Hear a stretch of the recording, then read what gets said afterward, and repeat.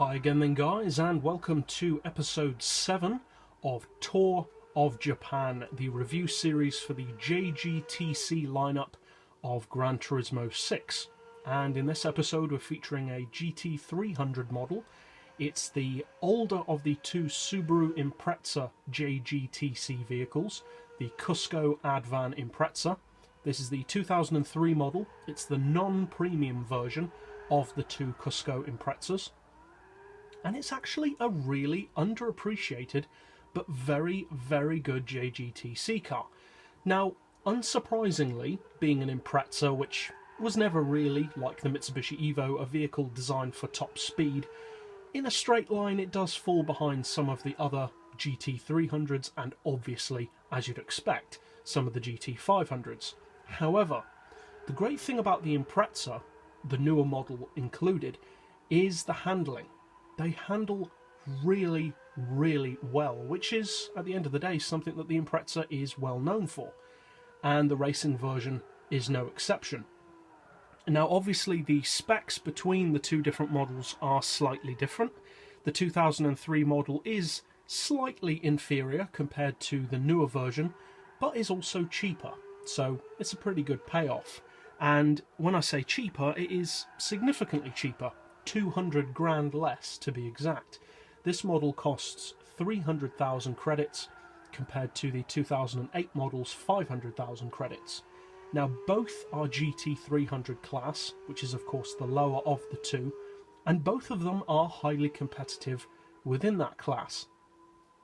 Now obviously, being the non-premium model, this one doesn't have an interior, unfortunately, but it still has very strong performance, and its specs are still very respectable. It has a 2-litre engine, which when fully tuned puts out 597 horsepower and 524 pound-feet of torque, which is pretty high. That's a really decent torque output for a GT300 model. Some of the other GT3s aren't that strong when it comes to torque, but the Subarus are, thanks to their 2-litre box of 4 engine layouts.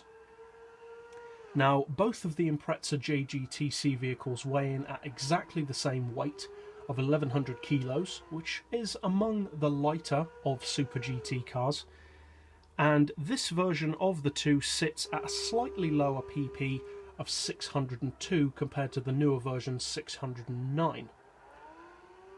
The power-to-weight ratio, incidentally, again, is lower than the newer model, but it's still a very impressive 543 horsepower per tonne. And the straight line performance, although as we said at the outset, isn't, as you'd expect, as strong as some of the GT500 cars, is still actually pretty good.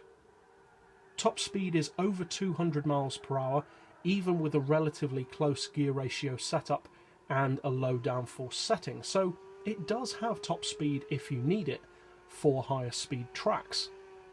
Now, it doesn't necessarily have the top speed of the Yamaha RX-7 or the ASL Garaya, of course, but the top speed is more than enough for most tracks, where you never really get up to those kind of speeds anyway.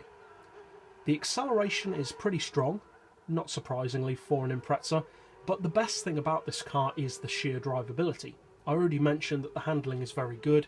There is a phenomenal level of grip with this car. The brakes are fantastic, partially due to the fact that they don't have as much power to deal with as some of the other JGTC models.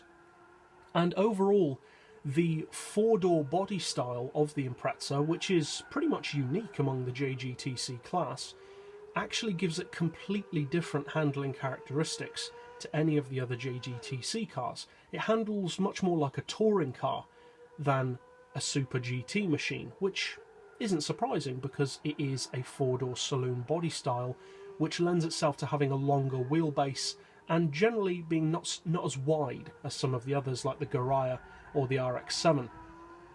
Overall, it's, as I said at the outset, seemingly a bit of an underappreciated model. Even the newer version doesn't see a huge amount of use in the Super GT category. Most people tend to go for the more obvious choices of the RX-7 or the Garaya or others like the Silvia, but this car is very, very good in its own right.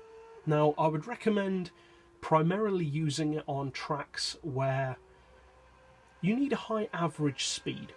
Obviously not tracks where you'd need top speed, but tracks where you can really use the flow of the handling to your advantage, because that's what this car is very good at.